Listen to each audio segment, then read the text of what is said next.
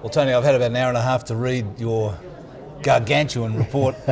So, but just initially, it seems to me there's two kind of big aspects to it. One is the expenditure restraints that you're on the big spending items like pensions and healthcare that you're talking about. The other is the structural reforms that you're suggesting, in particular to the Commonwealth-state relations. Would that be?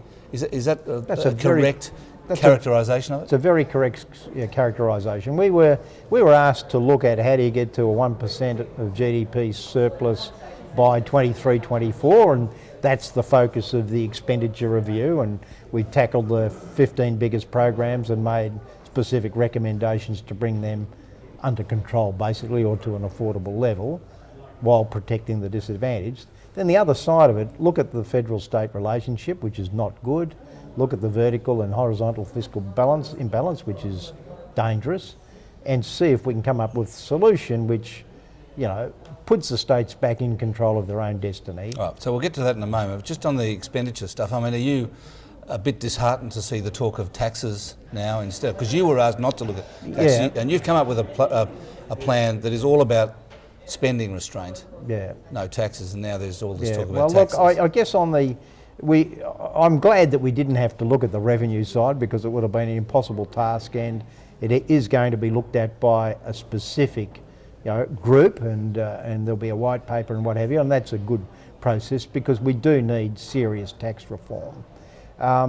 We were a little concerned about the impact of taxes on a recovering economy, but that's entirely up to the government. What we have done is we have given them some headroom. We've assumed that tax returns to 24% of GDP. From 21.8. Yeah, so they've got some headroom, and how they get there, is that through growth or is that through increased taxes or not, is, I guess, a decision for government. But so we have given them some headroom on the tax front. And also your projections of the business as usual deficit are quite a lot greater than the Treasury's from 5 months ago. Yes, the difference there is we've adjusted, the biggest difference is we've adjusted for bracket creep. We've said it's unsustainable to have an average weekly earner on 37 cents in the dollar in 23-24. You will have to hand some of that back. And Treasury doesn't agree with that. They reckon it's okay. Well, they would. But no, I just think, well, look, for two reasons is it unsustainable. One is it's not equitable, because that means that the average, which is pretty low compared to what a lot of people earn in Australia, is then carrying a much heavier load. And two, the incentive then to work, the incentive to buy and consume and what have you is reduced. So on those two scores, the Commission felt that adjustment for bracket creep was fair and sensible. And so therefore the cuts that you've had to come up with have been that much greater. Have been that much greater, sure. Now look, we think our cuts, and it's very hard to estimate them, but our cuts are worth in the range of 60 to 70 billion, and over 10 years. Over in 10 years time. In 10 years' time, and there is interest savings on top of that as well. So, there's probably some headroom there. Although we haven't allowed for defence going to 2% of GDP. So if that happens by 23-24, there'll be another 11 billion to find. So, but we have given the government some headroom within which to operate. And of course they have taxation, they've got the revenue side of the equation as well. And obviously a lot of your suggestions are politically difficult, particularly in relation to age pension, or including part of the family home in the means test and so on. I mean, they may or may not get done. Well, that's true, and we elect governments and they have to make politically difficult decisions. That's what we elect them for, and the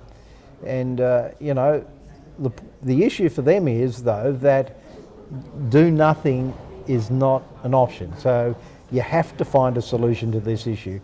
The gap is there, and it has to be filled if we want a sustainable future.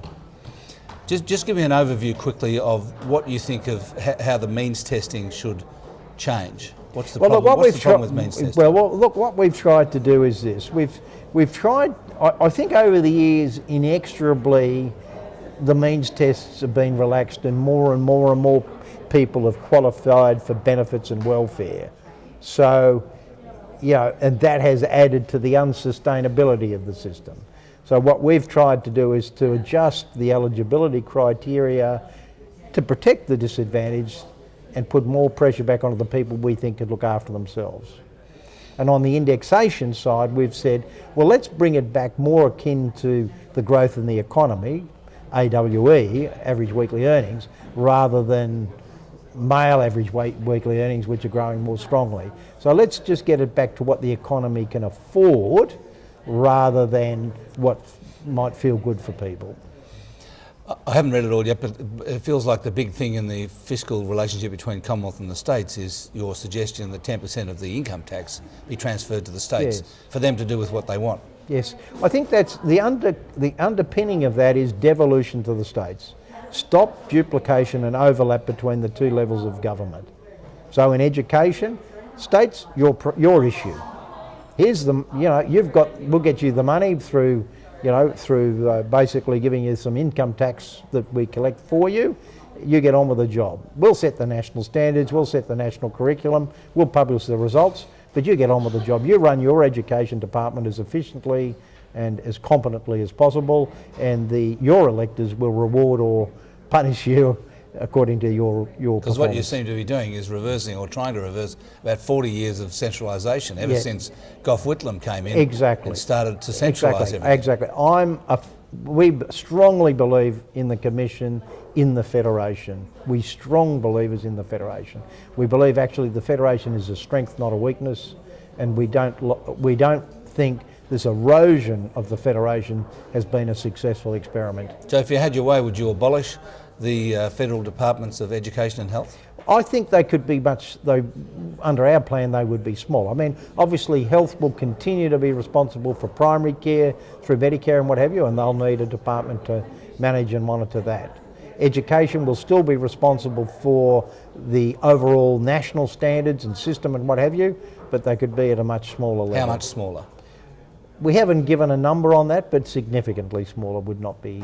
like a quarter of the size? I mean, we're not talking about 10 or 20% off, but something... So something significant in my view. But we haven't done the actual calculations yet, but that's up to the government to do. But I mean, obviously, they still do higher education through the funding, various funding schemes there, and they probably would be looking after national standards for VET and what have you. So they've still got a role at a national level to ensure we run a cohesive national system of education from primary through to tertiary.